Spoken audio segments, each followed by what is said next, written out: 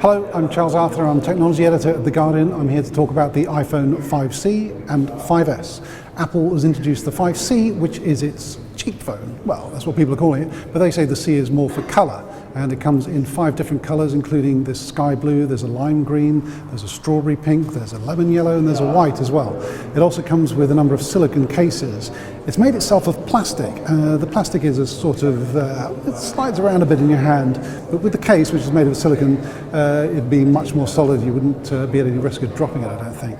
The pricing is around about the sort of price that the 4S was last year and what the 5 would have been now. It's a sort of mid-range phone for Apple's range, although it's comparatively high-end for the smartphone market.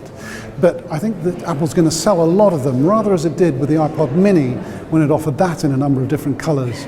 People thought at the time that was quite expensive, but that was Apple's best seller until it introduced the Nano. And I think that the iPhone 5C here is going to be just as popular. The iPhone 5S comes in 3 different colors. This is the top of the range. It has gold, there's silver, and then there's what's called space gray. The key thing that people will notice first about this one is that it's got a fingerprint sensor, so that you can unlock it simply by using your finger. I press the button and hold it just briefly with my thumb, and it unlocks straight away. No need to do anything apart from that. No passcodes, and yet no one else could unlock it. If I was to use a different finger from the one that I'd used previously to unlock it, nothing happens.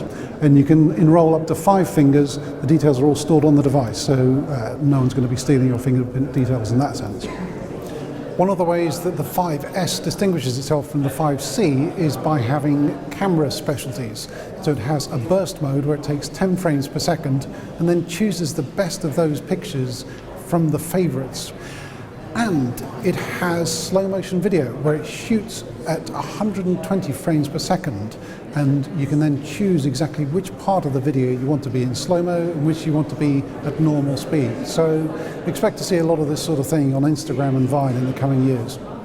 The question for Apple as the smartphone market heads towards 1 billion phones sold in 2013 is, can it get enough of that market and retain enough of that market to keep app developers interested? Can it keep the customers loyal? Can it build new customers with the China deals that it's looking for now? All the signs are that it's going to get more buyers for the 5C, and that the 5S will hold people because of things like the fingerprint sensor. But what it really needs is those Chinese markets so that it can really expand.